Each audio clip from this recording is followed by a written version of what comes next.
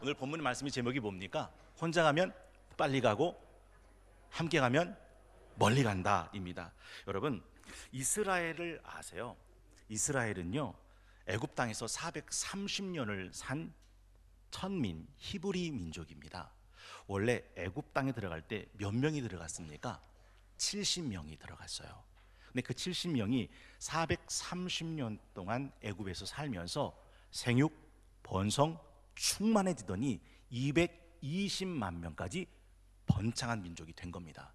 물론 정확히 성경에 220만이라는 이름은 나오지 않아요. 다만 60세 이상, 20세 이상 전쟁에 참전할 장정의 수가 60만 3,550명, 오늘 본문 32절에 나오는 본문인데요, 남자 20세 60만 3,550명이라면 그러면 여자도 있을 거 아니에요.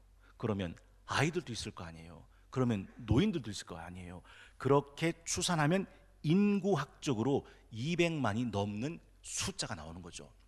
그래서 칼빈의 220만이라는 추론을 제가 받아들여서 출애굽은 220만이라고 통상적으로 이야기를 하고 있습니다. 여러분, 이스라엘 백성이 애굽에서 430년 노예로 살다가 하나님이 그들을 불러서 하나님 나라 백성 자녀로 삼으시려 하셨습니다. 그래서 애굽에 있는 백성을 가나안 땅으로 옮기시는 겁니다. 여러분, 가나안 땅, 적과 꿀이 흐르는 약속의 땅이잖아요. 근데 문제가 있어요. 애굽에서 가나안 땅까지 들어가려면 광야라는 길을 지나가야 했다라는 거죠. 그도 자그마치 40년을, 물도 없고 뱀과 전갈과 간조한 땅, 그 40년의 광야길을 걸어가는 이스라엘 백성을 한번 상상해 보십시오. 궁금합니다. 여러분, 구룡산 한번 올라가 보셨어요? 아직도 구룡산을 못 올라가신 분이 계시다면 오늘 예배 마치고 한번 구룡산에 올라가 보세요. 혹 히말라야 산은 올라가 보신 적 있으세요? 제가 무슨 말씀을 드리고 싶은 거냐면, 구룡산을 올라갈 때와 히말라야 산을 올라갈 땐 똑같이 산을 오르는 것 같지만 사실은 전혀 다른 모습이어야 되죠. 달라야 하고 다를 수밖에 없다는 겁니다. 구룡산 올라가듯 히말라야 산을 올라가려고 하는 사람은 어불, 성설, 언감, 생신 불가능하죠. 가다가 뭐 할까요? 가다가 목사님, 히말라야 산을 안 올라가 봐서 얼어 죽어요. 구룡산 올라가는 식으로 히말라야 산은 올라갈 수 있는 산이 아니더라라는 거죠. 여러분, 하나님께서 이스라엘 백성을 40년 동안 광야를 지나가실 때 너희는 이렇게 지나가야 한다라고 말씀하신 것이 오늘 민수기 2장의 말씀입니다. 그 첫 번째가 유기적인 조직입니다. 여러분, 유기적이라는 말을 들으면 어떤 게 생각나세요? 유기적이라는 말을 여러 가지로 설명할 수 있겠지만 가장 좋은 비유는 건축할 때 이 아시바 전문 용어죠. 우리나라 말로는 뭐라고 그러죠? 비계라고 부릅니다. 그 아시바를 세워서 건물을 짓는 것처럼 이스라엘 군대, 이스라엘 백성은 220만 명이 그렇게 유기적인 조직체를 꾸려서 광야 40일을 40년을 걸었다라는 거죠. 저는요, 좀 자신이 경건하다라는 것을 은연중에 비추고 싶은 사람들은 교회에서 조직이란 말을 하면 굉장히 세속적인 거라고 치부해버리는 사람들을 많이 만납니다. 저는 자신 있게 말씀드릴 수 있어요. 그는 민수기의 민자도 안 읽어본 사람이에요. 하나님은 이스라엘 백성 220만 명을 소떼 몰듯 우라고 몰고 가지 않으시고 그 220만 명을 정확히 조직적으로 편성, 조직하셨다라는 사실이죠. 여러분, 궁금합니다. 사람이 태어난 후에 그대로 본성대로 내버려 두면 그 사람은 어떻게 자랄까요? 가만히 내버려 두면 인격적으로 자랄까요? 지식적으로 지혜롭게, 성품적으로 올바르고 굳게 바르게 자랄까요? 여러분, 어떻게 생각하세요? 그냥 내버려 두면 아니죠. 그러면 그를 예의 바르고 굳세고 의롭고 정직하고 인격적인 사람으로 기르려면 뭘 해야 됩니까? 교육해야 되죠. 교회도 똑같아요. 그 교회를 교회답게 만들려면 조직해야 한다라는 것을 양보할 수 없다라는 것이죠. 오늘 본문을 보세요. 여호와께서 1절입니다. 모세와 아론에게 말씀하여 이르시되, 220만 명 어떻게 광야를 지나가게 하셨냐? 2절이에요. 이스라엘 자손은 각각 자기의 진영의 군기와 자기의 조상의 가문의 기호 곁에 진을 치되 회막을 향하여 사방으로 치라라고 말씀합니다. 17절을 보니까 이렇게 돼 있죠. 그 다음에 회막이 레위인의 진영과 함께 모든 진영의 중앙에 있어 행진하되 그들의 진친 뭐라고 돼 있어요? 순서대로 각 사람은 자기의 위치에서 자기들의 길을 따라 앞으로 행진할지니라 라고 되어 있습니다. 오늘 2장 전체를 쭉 읽다 보면 군기, 군대, 계수, 지휘관 1대, 2대, 3대 차례대로 진행하도록 말씀하고 있습니다. 우격다짐이 아니더라라는 것이죠. 여러분, 이스라엘은 원래 12지파 공동체입니다. 미국을 뭐라 부르죠? The United States of America, 미 합중국이라고 부릅니다. 원래 미국은 한 나라가 아닙니다. 50개 주라고 하는 대한민국보다 더 큰 땅덩어리들이 연합한 연합체죠. 그러니까 이스라엘도 이렇게 부를 수 있겠습니다. The United Tribes of Israel. 이스라엘은 12지파가 있는데 루벤, 시므온, 레위, 유다, 단, 납달리, 갓, 아셀, 이사갈, 수불론, 요셉, 베냐민, 야곱의 12아들들이 족장이 되고 이룬 지파 공동체가 이스라엘이다라는 거죠. 이 하나님은 이들을 생육, 번성, 충만해진 220만 명을 하나님의 군대로 조직하고 편성하셨다라는 겁니다. 그래서 읽어보면 중앙에는 성막을 두고 동, 서, 남, 북의 12지파를 각 3지파씩을 포진시킵니다. 여러분, 저 그림을 조금 간단하게 도표화하면 이렇게 되는 거죠. 기억나세요? 보이시는지요? 오른쪽에 유다 지파가 선두 지파고 이사갈 수불론을 1진으로 세웁니다. 2진은 남쪽인데 루벤 지파가 선두 지파고 시므온과 갓 지파를 세웁니다. 3진이 서쪽입니다. 에브라임 지파인데 에브라임 지파가 선두 지파고 므낫세와 베냐민 지파를 3진으로 세웁니다. 4진은 북쪽입니다. 단 지파가 선두 지파고 아셀과 납달리를 그 지파로 포진시켰다라는 거죠. 그런데 이 지파들을 읽어보시면 그 군기와 조상의 가문의 기호 곁에 진을 치라고 말씀한 것처럼 흡사 이런 거죠. 모든 부대들마다 부대 마크가 있고 부대 로고가 있고 부대 깃발들이 있습니다. 이 깃발을 들으면서 자신의 부대를 모으는 거예요. 똑같이 하나님은 이스라엘을 광야 40년 지날 때 오합지절로 우왕좌왕 소떼 물듯 우르르 몰지 않고 성막을 중심으로 동서남북 12지파를 3지파씩 4개의 진영으로 나누어서 주둔하게 하셨고 또 진군할 때도 이렇게 질서정연대로 진군하게 하셨다라는 거죠. 두 번째는 성막 중심의 조직이었다라는 겁니다. 2절에 보니까 이렇게 되어 있어요.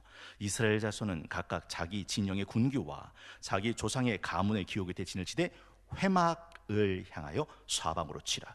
여러분, 회막이 뭔지 아시죠? 하나님께서 이스라엘 백성에게 주신 선물 중에 하나가 뭐냐면 내가 너와 함께 있을 거야 라고 해서 주신 회막, 하나님이 그곳에서 이스라엘 백성을 만나시겠다 하는 성막을 말합니다. 모든 12지파는 220만 명은 다 회막을 향해 진을 치게 하셨습니다. 17절을 볼까요? 그 다음에 회막이 레위인의 진영과 함께 모든 진영에 어디에 있다고요? 중앙에 있어.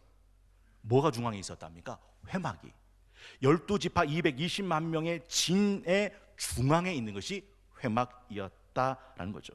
그래서 진군도를 보면 이렇게 되어 있어요. 법궤가 제일 먼저 출발하고 1진 들어오고 성막이 두 번째, 그리고 2진 들어오고 성막이 또 들어가며 3진 4진이 있다라는 것이죠. 여러분, 태양계 별 아세요? 수, 금, 지, 화, 목, 토, 천, 해, 명. 저는 명왕성까지 배웠는데 어떤 분이 그러더라고요. 태양계에서 명왕성은 탈락됐다고. 근데 수성, 금성, 지구부터 시작해서 수금지와 목토, 천, 해, 명을 태양계라고 부르는 이유가 뭐죠? 그 모든 별들은 다 태양을 중심으로 돌아요. 얼마나 떨어져 있는 자는 문제 삼지 않습니다. 그 중심에, 도는 궤도 중심에 태양이 있어요. 그래서 태양계라고 부릅니다. 여러분, 여러분의 삶을 하나님 중심으로 사십니까? 내 삶의 중심이 교회 중심이고 예배 중심이고 하나님 중심이십니까? 그럼 여러분은 하나님의 사람이고 그리스도인입니다. 그러나 내 삶의 중심이 하나님이 아니요, 예배가 아니요, 교회가 아니요, 그러면 나를 하나님의 사람이라고 부르는 것은 어불성설입니다. 이스라엘 진영은 회막을 중심으로 포진, 주둔했고 회막을 중심으로 이스라엘은 진군하는 이스라엘 지파 공동체였다라는 것이죠. 마지막 세 번째가 있다면 질서와 역할 조직이 중요하다라는 겁니다. 여러분, 아까 제가 애굽에서 430년 동안 살았던 이스라엘 백성이 히브리라고 불렀어요. 히브리 민족입니다. 히브리는 천민이란 뜻이에요. 그런데 성경은 그 애굽에 살고 있던 히브리 민족이 애굽에서 나와 가나안 땅을 향해 출애굽할 때 그 천민 히브리 민족을 출애굽기 12장 40절 41절에 보니까 이렇게 돼 있어요.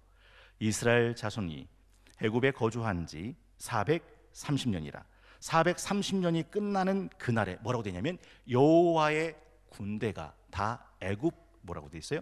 땅에서 나왔다. 여러분, 분명히 히브리 천민인데 그 애굽에서 나올 때 하나님은 그 히브리 민족을 뭐라고 불렀다고요? 여호와의 군대라고 불렀단 말입니다. 군대라고. 군대 하면 생각나는 거 있죠. 아유, 저 당나라 군대. 근데 당나라 군대라는 게 무슨 뜻입니까? 당나라 군대가 무슨 뜻이에요? 오합지졸이다. 그 오합지졸은 무슨 뜻입니까? 몰라서 여쭤보는 거예요. 예? 군기가 빠졌다. 군기가 빠졌다. 오자가 무슨 오자 쓰죠? 까마귀 오자. 까마귀는 몰려다니다가 끝나는 새이죠. 몰려다닌다, 오합지졸이다라는 것입니다. 남성들은 어렵지 않아요. 우리 예비군 훈련 가면 가본 분만 아는 거죠. 와, 저는요 예비군 군대 처음 갔을 때, 훈련 처음 갔을 때 이걸 북한이 알면 큰일 나겠다 싶었어요. 여성분들은 모릅니다. 남자들이 예비군복 입혀놓고 어떻게 퍼지는지. 와, 이거 사진 찍어서 북한에 보내면 북한은 그 다음날 쳐들어와도 할 말이 없어요. 그게 예비군 군대의 모습입니다. 이 오합지졸, 당나라 군대 같은 거죠. 그런데 이 애굽에서 노예로 살던 이스라엘 백성을 하나님은 여호와의 군대라고 부르고 군대의 위상과 기상의 틀을 갖추어 가셨다. 오와 열을 각 잡고 부대 깃발, 부대 마크, 지파들의 군기, 기호, 문향이 주는 힘들이 있었다는 거죠. 그냥 몰려가지 않고 정확한 오와 열, 일진을 3대 지파로 묶고 4진영으로 묶어서 차례차례 오와 열을 맞춰 행군하게 했다라는 거죠. 여러분, 이순신 장군의 전승이 어떻게 됐죠? 23전 23승이거든요. 근데 이순신 장군은 싸울 때 무대포로 싸운 적이 없습니다. 언제나 진법을 펼쳤어요. 그 진법이 뭡니까? 배를 바다에 띄워놓을 때 그냥 마음대로 띄워놓은 게 아니라 정확한 진 체제를 가진 거죠. 그 유명한 진이 뭐예요? 하깃진 아닙니까? 한산 대첩에서 있었던 하깃진. 그 진법이 외척을 물리칠 수 있는 힘이 되었다라는 것이죠. 여러분은 어떻게 생각하세요? 그냥 몰려다니는 게 좋은 걸까요? 사실 질서와 역할과 조직이 그 교회의 힘이 됩니다. 여러분, 태풍주의보가 발령되면 배들은 항구로 몰려옵니다. 항구로 몰려온 배들이 어떻게 하는지 아십니까? 네 배, 내 배, 우리 배를 다 끈으로 묶어 놓습니다. 그래야 좌초되거나 파손되는 일이 없기 때문이죠. 성경은 뭐라고 말하냐면 전도서에 있는 말씀인데 두 사람이 한 사람보다 낫다. 두 사람이 걷다가 하나가 넘어지면 잡아 일으켜 주거니와 한 사람이 걷다가 잡아 넘어지면 잡아 일으켜 줄 사람이 없으면 이건 망하는 거다. 두 사람이 함께 누우면 따뜻하지만 혼자 누우면 어찌 따뜻하겠냐. 두 사람이 함께 합해 싸우면 넉넉히 싸워 이길 수 있다 라는 말씀을 우리는 기억합니다. 여러분은 어떻게 생각하세요? 히브리서 10장 24절 25절 말씀, 서로 돌아보아 사랑과 선행을 격려하며, 서로 돌아보아 사랑과 선행을 격려하며 모이기를 패하는 어떤 사람들의 습관과 같이 하지 말고 오직 권하여 그날이 가까움을 볼수록 더욱 그리하자. 모이기를 패하는 어떤 사람들의 습관. 제가 말씀드렸죠. 지난 재직교육 특강 첫 번째 시간, 코로나 3년 지나가면서 교회가 뿔뿔이 흩어져 버렸습니다. 여러분은 우리 성동교회가 흩어져 가고 있다고 생각하십니까?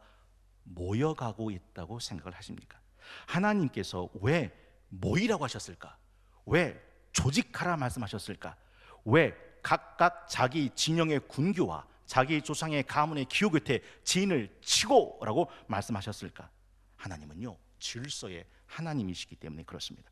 제가 여호와를 알자 힘써 여호와를 알게 하소서 첫 번째 시간, 천지 창조 속에 나타난 하나님을 함께 나눴습니다.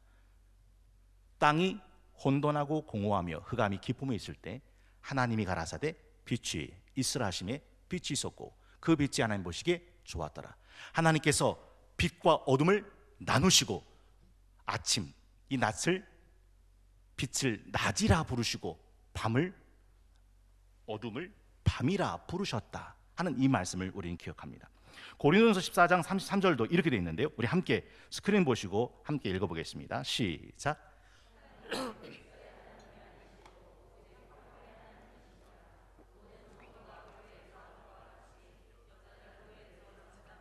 그 뒷부분 안 읽어도 되는데 그 뒷부분까지 읽으셨네요.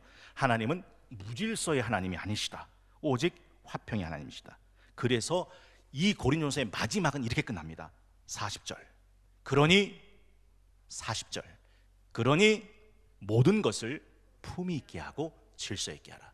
우리 함께 합독하게 보겠습니다. 시작. 하나님이 질서의 하나님이시니 모든 것을 품위 있고 질서 있게 하라 하십니다. 또한 리더를 세우는 일을 하나님께서 말씀하셨죠. 12지파를 진영으로 세울 때 거기 앞에 지휘관을 두라고 말씀하셨습니다. 이게 이제 3절에 있는 말씀이죠. 동방 해 돋는 쪽에 진칠 자는 그 진영별로 유다의 진영의 군기에 속한 자라. 유다 자손의 누구는요? 지휘관은 암미나답의 아들 나손이요. 그래서 12지파를 다 지휘관을 세워놓았습니다. 여러분, 지휘관을 세우던 것은 뭘 의미하는 걸까요? 그 지휘관의 리더십에 순복하라는 뜻입니다. 그러니 지휘관이잖아요. 히브리서 13장 17절에 보면 이런 말씀 나옵니다. 너희를 인도하는 자들에게 순종하고 복종하라. 함께 읽어보겠습니다. 시작.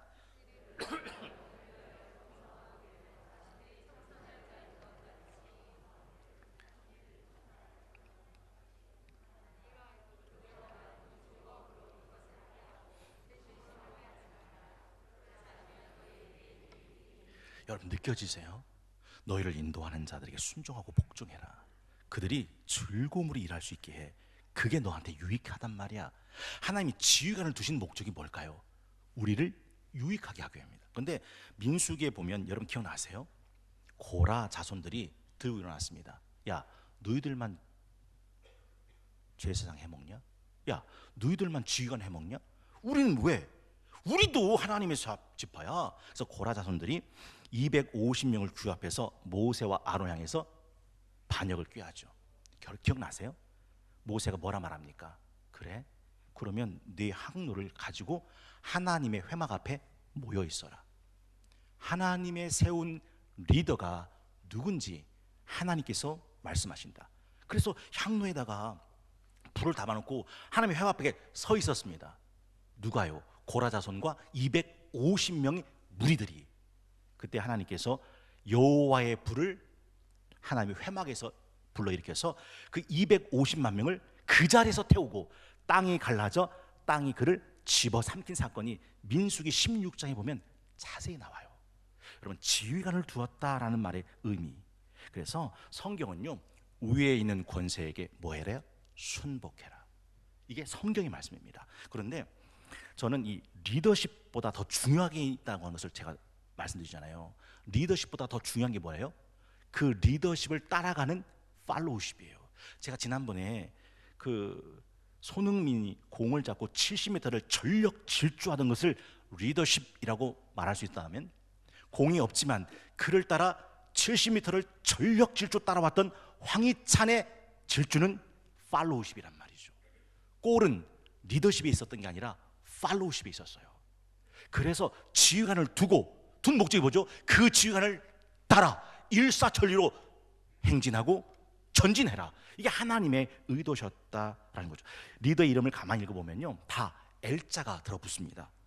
느다넬, 엘리압, 엘리술, 술루미엘, 엘리야삽, 엘리사마, 가말리엘, 바가엘. 원래 이 엘자가 들어가는 단어는 무슨 뜻이죠? 하나님이란 뜻이잖아요. 그래서 하나님이 우리와 함께 하십니다를 뭐라고 불러요? 임마누엘이라고 그러죠. 근데 그 지휘관들의 이름 속엔 엘이 들어있다는 말은 그들이 늘 언제나 자기 삶을 하나님과 상관 있게 살았다는 뜻입니다. 여러분, 이들이 어디서 태어나서 어디서 살았습니까? 애굽에서 살았어요. 애굽에서 태어나 애굽에서 살았어요. 깜깜한 그 노예 시절 그들은 하나님을 잊지 않아요. 난 하나님의 사람, 하나님은 내 반석, 하나님은 내 목자, 나는 하나님의 가족이라는 이름으로 자기 삶을 살아낸 사람들을 하나님은 지휘관으로 세웠다는 거죠. 저는 코로나 3년 지나가면서 우리 성동교회 성도님들을 가만히 봐요. 하나님과 많이 멀어진 분 계시고, 하나님을 잊으신 분 계시고, 하나님을 버리신 분도 계세요. 여러분은 어떠세요? 하나님과 지금도 상관이 있으세요? 지휘관은 하나님과 상관이 있는 사람이었다라는 것이죠. 여러분, 민수기 강의를 함께 하신 분 기억나실 거예요. 모압 왕의 발락 왕이 이스라엘 민족이 너무도 싫어서 저주를 합니다. 그런데 찾은 방법이 뭐죠? 신통방통한 영험한 선지자 발람을 초대해요. 그리고 엄청난 금은보화를 주고 더도 말고 덜도 말고 딱 한 번만 이스라엘 민족을 향해서 저주해달라고 합니다. 발락이 그 얘기를 하고 발람이 금은보화를 가졌으니까 산 꼭대기에 올라갑니다. 그리고 뭐 할 생각입니까? 저주할 생각입니다. 근데 발람이 이스라엘 민족을 저주하지 못해요. 민수기 22장 41절에 보면 이렇게 되어 있거든요. 아침에 발락이 발람과 함께하고 그를 인도하여 바알의 신당에 오르매 발람이 거기서 이스라엘 백성의 진 뭐라고 되냐면 끝까지 보니라. 상상해 보세요. 금은보화를 장뜩 받고서 알겠습니다. 뭐 까지가 저주하야 뭐 저주가 제 전공입니다. 그래서 산 올라가서 이스라엘 백성 향해서 저주를 하려고 진 끝까지 쫙 본 겁니다. 그 진 모습이 얼마나 압도적이었냐. 그림을 잠깐 가져왔는데 이런 그림 아니었을까요?